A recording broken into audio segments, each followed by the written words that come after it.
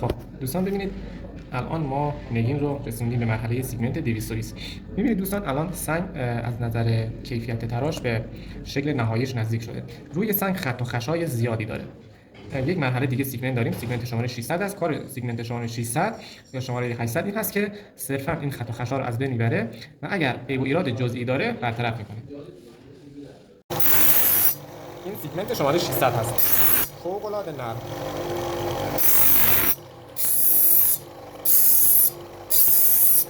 مثلا مراحل در اینجا تکراری هست. فقط ما سعی داریم خط و خشای کار رو از بین ببریم و یه حالت دقیق تر به سنگ بدیم. این سیگمنت تراش نمیده، تراشش فوق العاده جزئی و ظریف هست.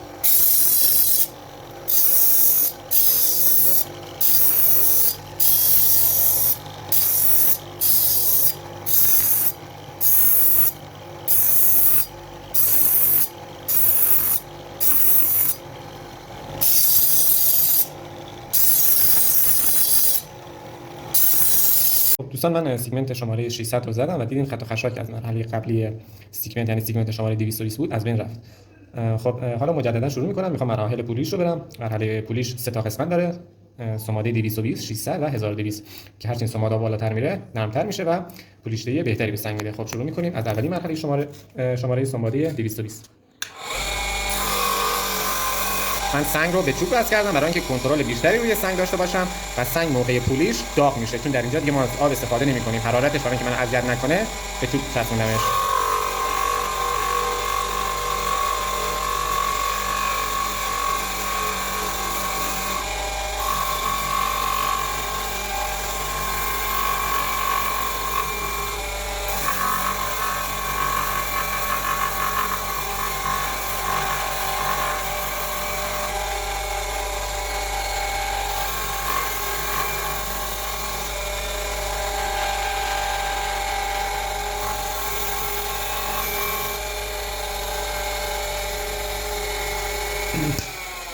خب دوستان این شماره پولیش شماره 220 بود. کار پولیش شماره 220 فقط این هست که ماتی که از سیگمنت 600 مونده رو از بین ببره. در این مرحله صرفا سنگ پولیش نمیخوره. یک پولیش بسیار مبتدی و ابتدایی به سنگ میده.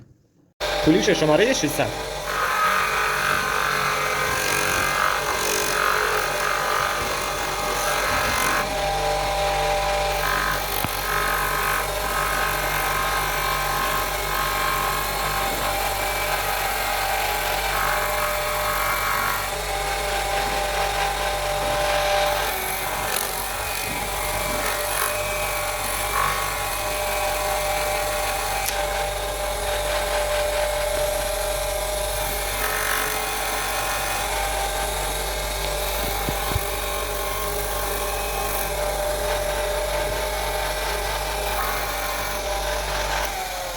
آخرین مرحله پولیش شماره 1200.